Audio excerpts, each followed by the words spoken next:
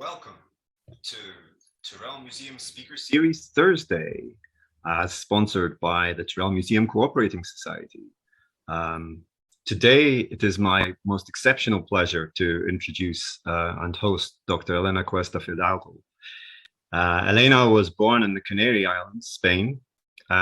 She graduated as a geologist in the Complutense University of Madrid and has a PhD in biology from the Autonomous University of Madrid. She's been working during her postdoctoral stage at the Fukui Prefectural University in Japan, as well as the Paleontological Museum of Munich in Germany. Her research is focused on the paleobiology of theropod dinosaurs, a group generally of very little interest to anybody. And she studies their anatomy and evolutionary relationships. And you can follow her on Twitter as @ElenaPaleo or Instagram @ElenaPaleo and Doctora Concavenator. And she will no doubt be telling you about her links to the Jurassic World franchise in this talk. So I hand over with great pleasure to Elena, and I'll come back at the end for some questions. Thank you, Elena. You're welcome, Jeff. For me, it's a pleasure also to stay here. And thank you so much for the invitation. Well, and now I have to share my screen now. Okay. Well, my name is Elena, and I study theropod dinosaur. That's like, as Jeff Liston say, is the most interesting group of dinosaurs, because most of these dinosaurs from this group are carnivorous, so they are so famous. And when I'm talking especially for dinosaurs from Spain, and I like to compare the dinosaur with Don Quixote, because Don Quixote is so famous in Spain and everybody knows the history of Don Quixote, that he was crazy and his madness made him confuse everyday objects with animal or another stuff from a world of legend. And in one part of the book, he confused a wagon with a big dragon. And it's so interesting because this happened several centuries ago, but if Don Quixote was living in Spain during the Mesozoic, probably he really looked for the actual dragons that living in Europe and Spain and the world, that are the dinosaurs. So probably Cervantes could write, what is the animation? No. The story of Cervantes probably could be completely different if Don Quixote lived during the Mesozoic. Well, Spain and also Portugal, of course, the Iberian Peninsula is a country really rich in fossil sites during the Mesozoic that have dinosaurs. Especially in the northeast of the country and in the coast of Portugal. And that makes sense because, of course, it's the place in Spain where we have deposits from Mesozoic, that is the era when the dinosaurs lived. So we have a lot of fossil sites in the Iberian range, in the Pyrenees, in the Baltic range. And the first named dinosaur was Aragosaurus ischiaticus. I would like to say that in Spain there are more than 30 taxa of dinosaurs named in Spain that are only found in Spain. The first one was Aragosaurus ischiaticus, that the bones was discovered in 1958, but was studied several couple years after that in 1960 by Laparent, posteriorly by Sands in the 82, but was in the 1987 when Sands and collaborator described all the original material and new material and named by first time a local dinosaur from Spain that are not in other place of the world, that was Aragosaurus. I like the year of this event because it's the year that I was born. So I have the same age that the first named dinosaur in Spain. And well, I would like to talk about two special for me and for the world fossil sites in Spain that are located in Cuenca, that are Las Hoyas and Lo Hueco. Las Hoyas is located close to a small locality called Buenache de la Sierra, that is 30 kilometers from Cuenca. And it's a fossil site from the lower Cretaceous. It's, around 126 million of years ago. And Lo Hueco is close to Cuenca also, to a small locality called Fuentes, and it's a fossil site close to the end of the Cretaceous that is around 70 millions of years ago. Both fossil sites are known worldwide due to the high preservation of the fossil and the high number of collected material. And normally I would like to say that these two fossil sites are the perfect windows to show us the actual landscape during the Cretaceous in the Iberian Peninsula. Well, Las Hoyas was interpreted like a wetland, similar. The landscape is similar to the Everglades in Florida, and the fossil site is considered as a conserved Lagerstätten due to the excellent state of preservation of its fossils. In fact, fossils manage to preserve structures that are so difficult to be found in other fossil sites, as the color pattern of the insect wings, skin impressions, complete leaves, and even the eyes of the fish. And although large non-avian dinosaurs are rare in the record of Las Hoyas, Las Hoyas also is so famous for three wonderful discoveries of non-avian dinosaurs. I specify non-avian dinosaur because also in Las Hoyas there are so many birds found, but my talk is only focused in the non-avian dinosaurs. And this fossil also have the characteristic preservational features of the site. I would like to introduce to the ornithopod, that is the only ornithopod found in Las Hoyas. I introduced that because I would like to confess that most of the talk is about the theropod from Las Hoyas, Concavenator and Pelecanimimus, because it's the core of my research. So I talk about other dinosaur few compared with the focus of these two other theropod dinosaurs. So, well, the ornithopod was related to Mantellisaurus, but don't have a name already, and it's only a hind limb, a leg, a back leg, that although it's only one leg, is complete preserved, articulated, and also have the typical skin impression that is well preserved in this fossil site. Of course, I would like to tell you about Concavenator corcovatus. That was the topic of my doctoral thesis. Concavenator is the biggest dinosaur found in Las Hoyas, and this is so strange because normally the fossil of Las Hoyas have centimeter to millimeter sizes, but Concavenator have 6 meters long. So it's so huge for a fossil of Las Hoyas, so that is impressive for the beginning. And it's an amazingly, it is amazingly preserved. It's one of the most complete and articulated theropods in Europe.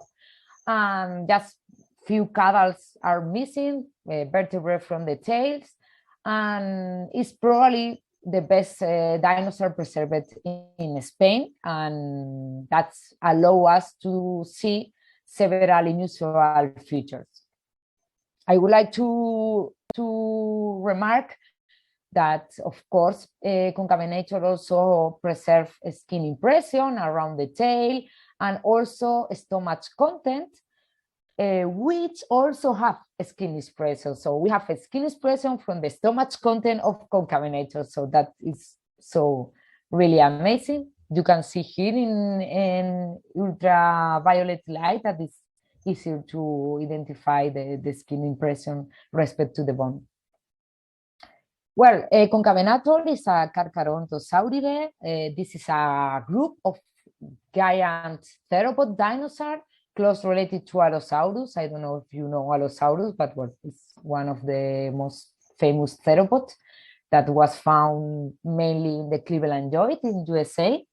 Well, Carcharodontosauridae lived mainly in the South Hemisphere, especially there are so many records of Carcharodontosauridae in Argentina, although there are, of course, records in the North Hemisphere, like Acrocanthosaurus from USA, and of course, Concavenator from Europe. Sadly, they are less famous than the Tyrannosaurus, of course, but I have a good notice, as is in the next film of Jurassic World, we can see a Giganotosaurus from Argentina, and it's the first time that a fossil from Argentina will be starring in the famous saga of Jurassic Park. Well, the initial feature of Concavenators that made it very famous are first, of course, the skin tissues impressions, especially the podotheca, the elongated neural spine in the dorsal and caudal vertebrae that suggests possibly a hump on the back. That is the meaning of the name of the fossil, Concavenator corcovatus, that means the humped hand of Cuenca. And finally, several booms in the ulna, that is bone in the forearm. Well, respect to the podotheca, the skin impression around the foot of Concavenator, presents several features. For example, there are 3 different types of scale around the feet. You can see big and hexagonal scales and very small scales. Also have plantar pads in the toes, and finally preserve the corneous sheath related to the ungual phalanx. Well, all these characteristics are similar to the podotheca, that is the structure of the name of the structure of a skin that covered the feet in modern birds, but is different from the skin that we can see in crocodiles. It was supposed that the non-avian theropods, since they are the lineage that lead to the extant birds, have also this podotheca covering the feet like the modern birds. However, in fact, you can see it in, for example, in all the representation, in all the movies, even in the toys, you can see that this podotheca in all the theropods. But it's true that until Concavenator was, the Concavenator podotheca was discovered, there were no any evidence about this structure in the fossil record that supported this hypothesis. So Concavenator was the first evidence of that.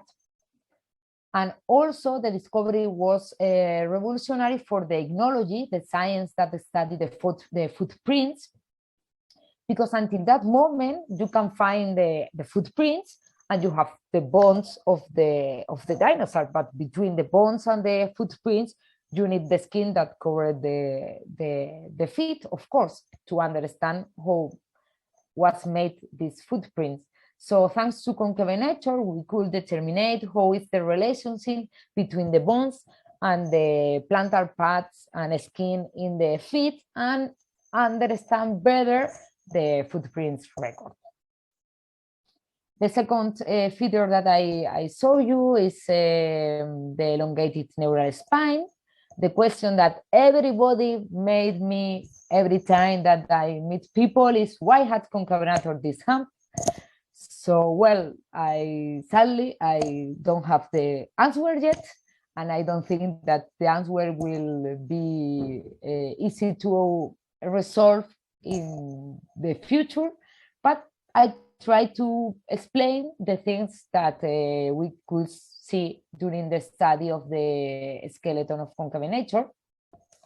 First of all is that the elongated neural spine are located in the last dorsal vertebrae. I mean the posterior part of the back, and the first caudal vertebrae, that is on the tail, in the beginning of the tail.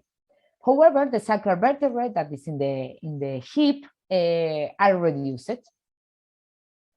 That structure is so strange. We have a lot of theropods that have elongated neural spine in the fossil record, but nobody have this special structure.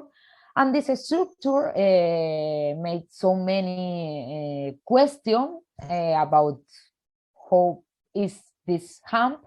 The first one, of course, is the hump is in that way. I mean, just the place where you have elongated neural spine, or if the hump is in other way, that is all together in a single hump. Well, the second question that we can make about the hump of Concavenator is, if it's a really hump or is a sail like other theropod dinosaurs. For example, in Spinosaurus, well, don't trust so much about this interpretation of Spinosaurus, because the Spinosaurus is changing every time, every day. So probably it's changing now, the hypothesis about Spinosaurus, but I was the image that I have, so I use this reconstruction. But well, in 2014, the author of a paper said that probably Spinosaurus had a sail on the back, and this is due to, because the spine are so similar to one in some chameleons, because the insertion of the muscle is only in the bottom of the neural spine and not in the top. So probably the top is covered by a slim skin. However, in Concavenator, we have a muscular scar around all the height of the neural spine. So that indicates that the muscle are inserted around all the spine of neural spine of Concavenator. Comparing this with other reconstruction of the back musculature, we can see that the muscle normally in crocodiles and other dinosaurs where we can study the muscles, we can see that the muscle go from the top to the neural spine until 4 or 5 vertebrae back and top of the back and front of the neural spine. So if we say, if we do that in Concavenator, we have a packet of muscle around all the back and not just in the neural spine, elongated neural spine. So probably the back should have a complete hump and not 2 different humps. As it is proposed in the last illustration of the taxon, we have only one hump, but now the question is, which is the function of this hump? Of course, this is so difficult to test, and we only have hypotheses. The first one is probably this is related to biomechanical counterbalancing during the locomotion of the dinosaur, and the other, that is not completely independent of the other, and it's most speculative, of course, is that these humps could be similar to those of some mammals, no, like camels. And finally, the third unusual features are these bumps around the urn that you can see in the black arrow. These bumps are related to quill knobs in the living birds. The quill knobs are scars for the insertion for feathers of similar structure, like protofeathers, in the arm of the birds, of the wings of the birds. And this was the first hypothesis for these bumps in Concavenator, because also we can see these bumps in other theropods, that Velociraptor, for example. But of course, always that there are hypotheses, you have alternative hypotheses as well. And we have another alternative hypothesis like muscular insertion, interosus ligament insertion scars, or a scar for pathological processes. A reconstruction of the musculature in the foramen was made during my thesis, and we can show that there are not any muscle that could make a scar for to insertion or to attachment in the ulna. So the first one is discarded, and the other, interosus ligament insertion scar, is related to an insertion of tendons between the radius and the ulna. But if you have interosus ligament insertion scar, probably you have in this part of the ulna, and you have the bumps in the opposite side of the ulna and the opposite side of the radius. So probably that hypothesis is also discarded. And the third one is so difficult to test, so is the alternative hypothesis that we manage currently together with the insertion of protofeathers. The only way to test that is doing an histological study of the band. Histological study is a study when you cut the band in a really slim slice, and you can see the internal structure of the bones. And we can test the hypothesis because if you have a scar from pathology, or you have a quill knobs, probably the internal structure of these two different structures probably is different. So you can check if you have pathological processes or insertion of protofeathers. But sadly, we only have one specimen of Concavenator that is so protected because it's so unusual and special, like I said, and we can't do a cut in the unique ulna bone that we have. So we have to wait for novel techniques that allow to see the ulna without broke the bones, and of course found another Concavenator that probably this is more amazing. And to end to Concavenator, I also like to say that Concavenator was also in Jurassic World in the Fallen Kingdom. Of course, just like a diorama, but well, nothing, it's better than nothing. And of course, there are merchandising of Concavenator, and my birthday is in December, so I don't have this toy yet. So if you want to give me one for present, it's welcome. And now I would like to talk about Pelecanimimus, the other theropod from Las Hoyas, that is not, sadly, it's not yet in, it's not in Jurassic World yet, but probably in the third saga of the films. Pelecanimimus is an ornithomimosaurian and was the first ornithomimosaurian discovered in Europe. And the fossil, like Concavenator, is almost complete, but only the anterior half of the skeleton, including the skull. And it's also extremely well preserved as other fossils from Las Hoyas. Well, Ornithomimosauria is a group of dinosaurs, more derived than Carcharodontosauridae and more close related to modern beings than the other group. And they are known because they show similar appearance with some birds, For that, the name Ornithomimosauria is mimics from birds. And one of the most famous, probably, of Ornithomimosauria is Gallimimus, again, because it's starring two different films in the saga Jurassic Park. In that sense, that everybody, I think, or I would like to think, that remember from the film. Well, the unusual feature that we can show in this amazing fossil is, of course, it's the soft tissue impressions.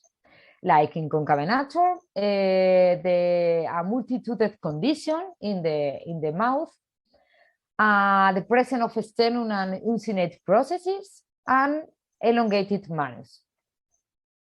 Well, the soft tissue impression are an occipital crest on the back of the skull. It's a tegumentary impression that, well, just probably is just for display. And the other one is a crinkle skin impression under the lower jaw that was defined as to be similar to the gular pouch of some pelicans. For that, the name of Pelecanimimus. And other hypothesis was that is more similar to the dewlap of some lizards. Well, respect to the pelicans' gular pouch, of course, the skin impression that we can see in Pelecanimimus is not so big like in pelicans. Well, the other unusual feature is the presence of a lot of teeth, more than 200 teeth. Normally, the theropod have around 80 teeth in the mouth, so 200 teeth is more than the double of the normal condition in theropods.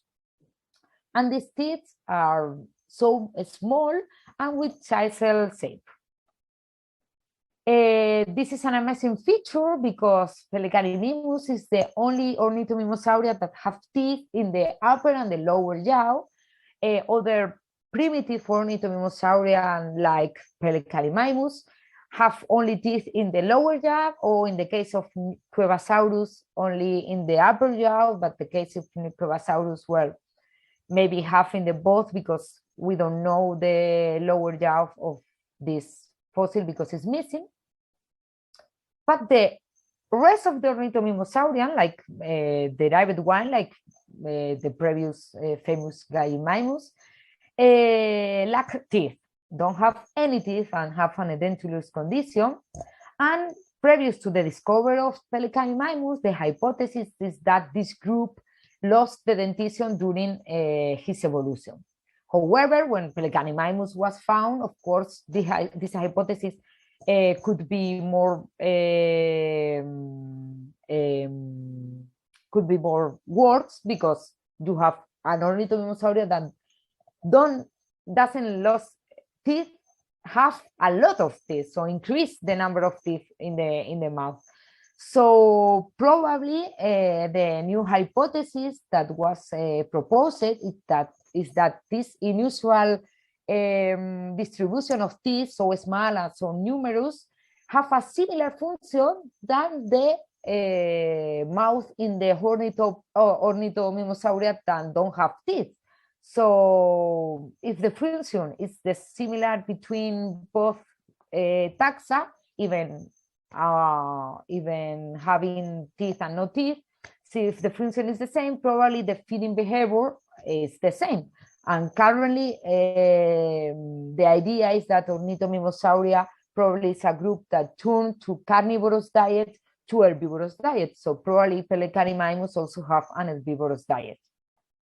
For that reason, it's so important to study the skull of Pelecanimimus in order to test the hypothesis about the feeding behavior of the taxon. The skull was scanned in a CT scan in the Fukui Prefectural Dinosaur Museum, and posterior to this CT scan, we can segment it, that is mean try to identify in the CT scan every single bones to the skull of Pelecanimimus in order to reconstruct the skull in the future. and that was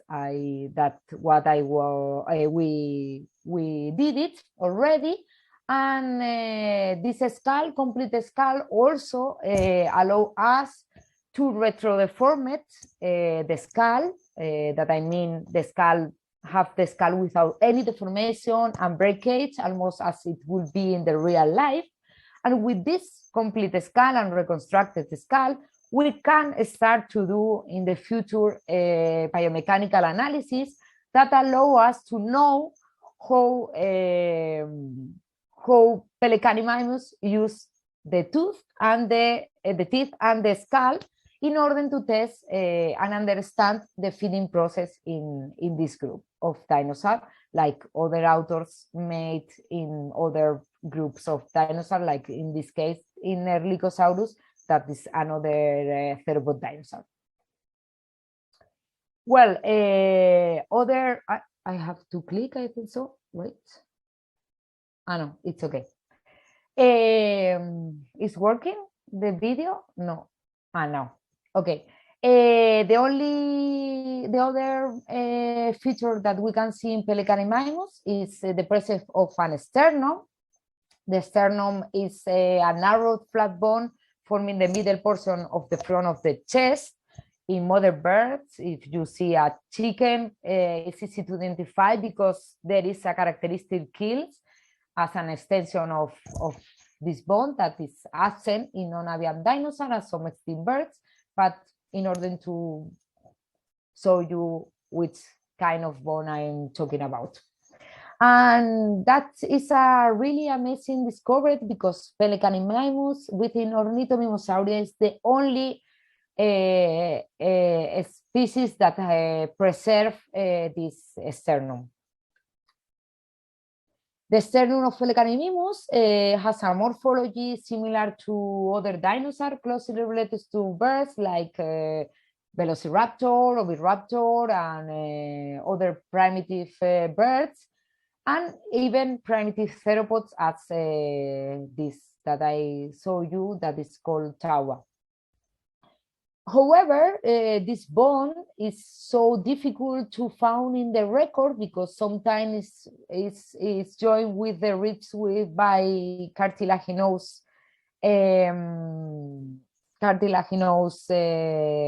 tissues, and for that it's too easy to lose during the fossilization of the dinosaur.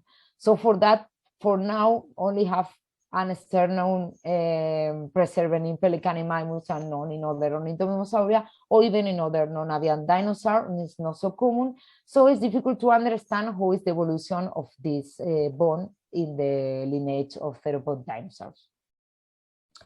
Other characteristic that is related to the sternum is the uncinate process. The uncinate process are processes that are associated to the ribs, and you can see in the mother birds and also in non-avian dinosaur, like Velociraptor again. And these uncinate processes have been related to the breathing apparatus because they are insertion areas for intercostal muscle related to the ribs, whose function is moving the ribs and the sternum during the breath. The presence of these uncinate processes in Pelecanimimus, similar to the mother birds, indicate that it's also probably Pelecanimimus also have a breathing mechanism similar to the birds that have similar uncinate processes. And finally, the last feature that we can see in Pelecanimimus is a long hand related to other primitive Ornithomimosauria. For example, Cuevasaurus, that this is Ornithomimosauria from South Africa, that is more primitive than Pelecanimimus, have a short tooth and short metacarpal, that are the bones here in the hands. And Pelecanimimus and the rest of Ornithomimosauria have a long tooth and long metacarpal. So for that allow us to create, well, to name a new group with ornithomimosaurians that received the name of macroclariformes, that means forms with long hands, of course. We have so intellectual ideas about that. And finally, that is the end of Las Hoyas theropod dinosaur, and I want to introduce you the other fossil site from Cuenca, Lo Hueco. Lo Hueco was also interpreted like a wetland, but in this time for the end of the Cretaceous, not for the beginning of the Cretaceous like Las Hoyas. And Lo Hueco have an history because was an emergency digging due to the installation of the Madrid-Levante train railway. So the construction have to stop because found dinosaur fossil, and an emergency digging during 6 or 7, 8 months, I don't remember it well,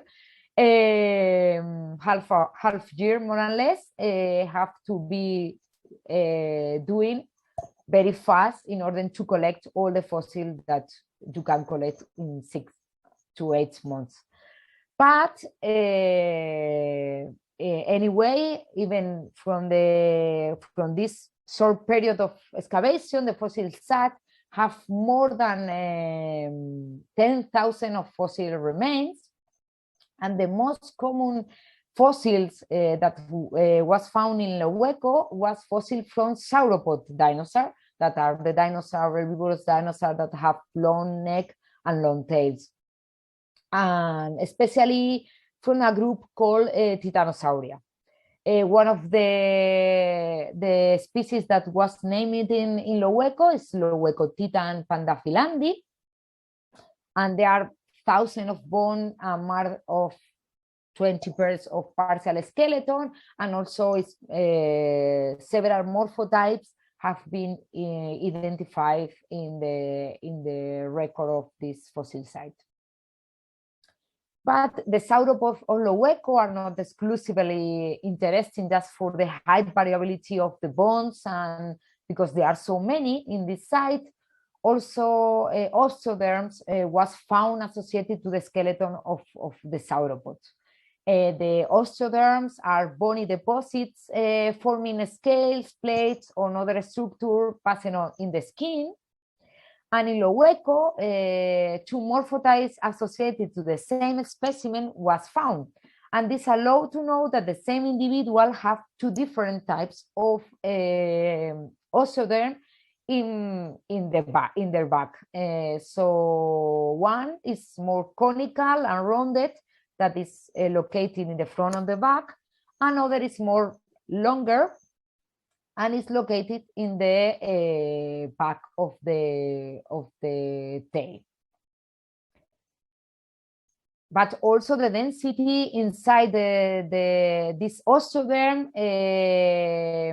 is different, even if the osteoderm is similar, have different density, indicating that the organisms could use the calcium that form in this osteoderm to other processes, the formation of other structure in the skeleton.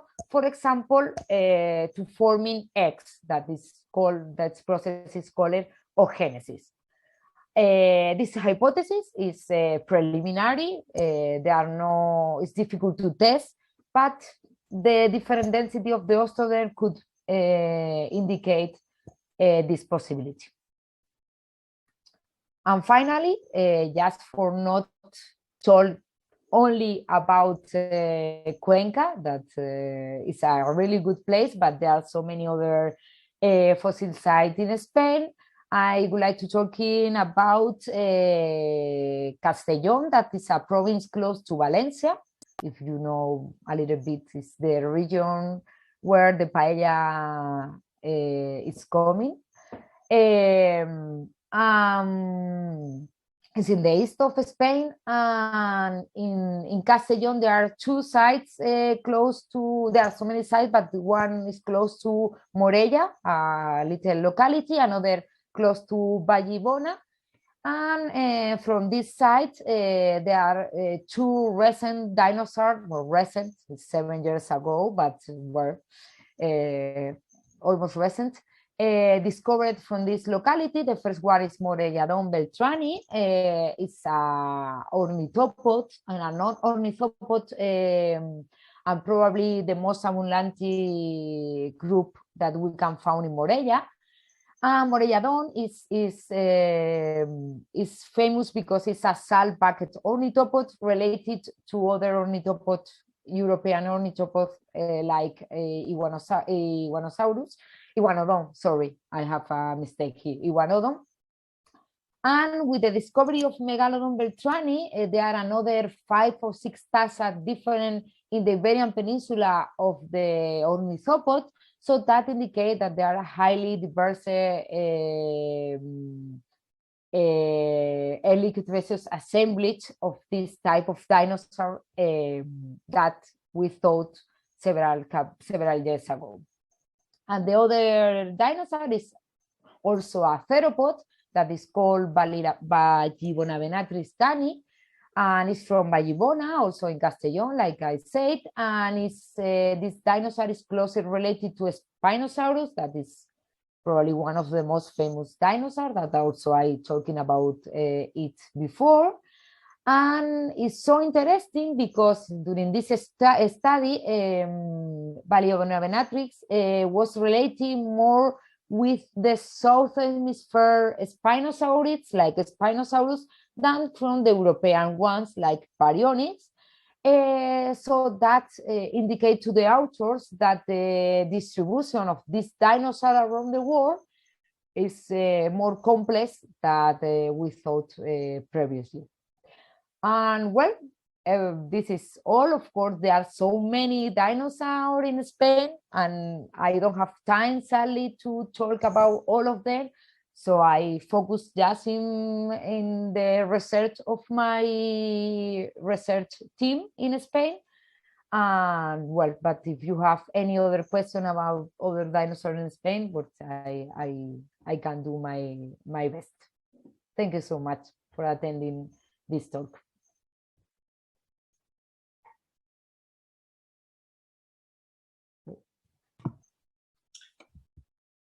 Thank you, Elena. That was fantastic. We're now open for questions if anybody has them. First of all, I'll do a quick promotion for next week's speaker, Jade Simon. I remember I first encountered some 10 years ago in Yunnan. And she'll be talking about oviraptorosaurs under the microscope, the growth and hidden diversity of North America's mysterious bird-like dinosaurs. So we continue on the dinosaur train next week. But yeah, so back to you, Elena. I had one question was, do you know, has any microware been attempted for Pelecanimimus? Yeah, that is another idea that I had. I currently working about, well, I looking for funding for this project about the biomechanical study of the skull of Pelecanimimus. And one of the ideas that I have to do is looking for microware in the teeth of Pelecanimimus, but I didn't start yet that, but I'm looking for funding and applied so for looking for funding to do this study. So I have in mind, but now I don't know if they are microware, but I'm looking for that. Yeah, it would be fascinating in terms of trying to get some more information about the diet. Yeah, exactly. Yeah, there are actually there are amazing paper about Torices in 2014, 15, 16, I don't remember, about the microware in theropod dinosaur because it's so common in sauropods and herbivores, but there are so few studies in carnivorous dinosaurs, so well, in theropods. So it's amazing now to compare because we have information for carnivores and herbivores. So compare the teeth of Pelecanimimus with both to try to see that. Okay, yeah, no, that sounds excellent. We have Clinton Tippett says your skeleton of Concavenator seems quite small, about 100, about 1.5 meters across. Might it be a juvenile? And if so, might the adult equivalent actually be quite different? What do you think? Well, that is an interesting question that I received so many times, and of course, we also can't do histology. That is the better way to say the age of the dinosaur. But we can see that the skeleton have all the bones fused, and probably it's an adult, no, a juvenile. The thing is that probably, like in Tyrannosaurus, the giantism was during the evolution of the lineage, and probably the derived Carcharodontosaurids, like Giganotosaurus, Carcharodontosaurus, are giant, but probably the primitive one, like Concavenator, are smaller. That happened also in Abelisaurids, in Tyrannosaurids, in all the big theropod lineage that we have the more primitive, smaller than the derived one. So probably there are a tendency to giantisms during the evolution, but Concavenatus is so primitive. It's Carcharodontosaurids, so probably it's an adult and the skeleton have the complete size, or almost the complete size, yeah. Okay. No, that's, I mean, you see it in a lot of groups, don't you? The idea that like one group comes up with this really cool idea to be different, and then it's subsequent iterations that actually get much larger. Exactly. Yeah. A question from Tina Fox: was there any evidence of feathers on Concavenator or other Spanish theropods, or I guess even Argentinian material from your knowledge of that either? From other theropods, yes, of course, there are so many theropods. From Concavenator, no preserved, there are no preserved feathers. Just the bumps is the only indicating for now, and there are two hypotheses now that are using. So but preservation of proto feathers, they are not in the fossil, just the skin impression that I talked about. In other theropods, of course, you have Cerumimus in Germany, and of course all the Cerurosaurian like Velociraptor or Microraptor or whatever. So yeah. In Carcharodontosauridae and Allosauroidae, including the Argentinian one, there are no any evidence of feathers, the preserved feathers related to this taxa. Yeah. When you said that there were bumps, is it the insertion point bumps that? Yes, exactly. Yeah. Okay. The insertion point of the ligaments, yeah, between the feathers and the bones. Yeah, exactly. Yeah. Sorry, okay. I was not clear during the No, it's fine. I mean, it's a pretty good smoking gun that it had some attractive decoration on it. If you're in the bumps there. We have a question from Aidan Berlinghove. Do you think that Valabovanatrix would have similar bone density results to Spinosaurus or Baryonyx in the new study on subaqueous foraging? Ooh, getting that into the contentious area. What do you think? Could you repeat, please, because it's a controversial question? Yeah, but that's the fun ones. Do you think that Valabovanatrix would have a similar bone density results to Spinosaurus or Baryonyx in the new study on subaqueous foraging? Yeah. I don't know, but well, in the last paper say that I'm blank. I'm white now. Say that the Spinosaurus and Baryonyx have this density in the bones, but there are some Spinosaurids that don't have this feeder. So I don't know, could be or not could be. It's true that it's close to related to the African ones, especially to Suchomimus. And Suchomimus, if I don't remember very well, but I said that in the paper, say that don't have this bone like Baryonyx or Spinosaurus. So maybe Baryonyx don't have it, but I don't know. We have to, well, they have to do histological analysis. It's the only way to answer this question. Well, no, I don't know. We have a Jeffrey Trotter says, thank you very much for an excellent presentation.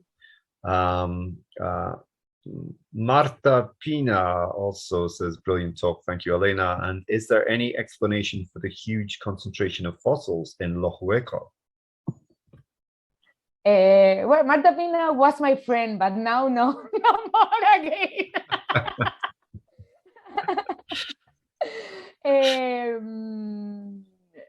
That is an interesting. I think that there are not any taphonomical study in Lo Hueco already. There are some kind of that, but I think there are not complete or detailed taphonomical study in Lo Hueco.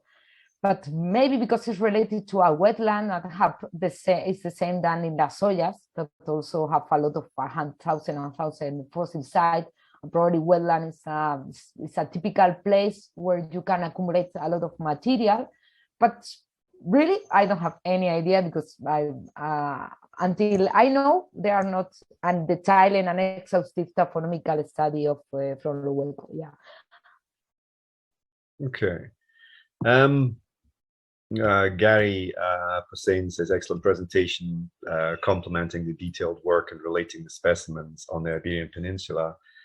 Clinton was asking, could you comment on the definition of a Lagerstadt and what sort of a concentration of fossils is required to warrant that label? And also, does it imply a certain level of preservation? Exactly. That is a good question. And yes, Lagerstadt is a fossil site in German, and conservat is because of the preservation so high, most than 60%, I think so, of the preservation of the fossils. And for example, in the case of Las Hoyas, is the 78% of the preservation of the complete skeleton and skin, so that the levels should be so high. And the other is the concentrat, that is another exceptional fossil site, but in this case is for the accumulation of fossils. And I don't know how many fossils you have to qualify like concentrat, but I think thousands of fossils. Okay. Normally, sometimes the conservat are on point, because in the case of Las Hoyas, it's both, it's concentrat and concentrat, because of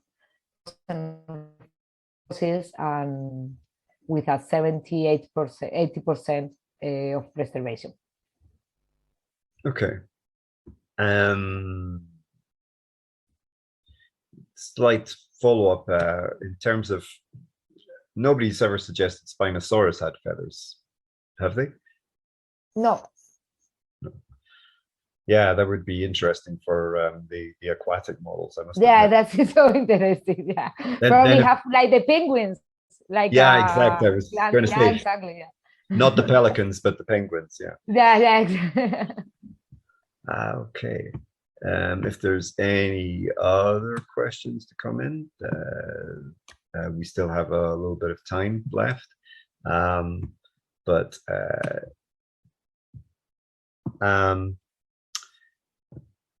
I'm getting one right now. Do you think North African and Southern European dinosaurs migrated across the Mediterranean? Somebody from the Canary Islands, I'm sure this is a subject that's close to your heart. So what do you think? Well, Canary Islands, probably not. But,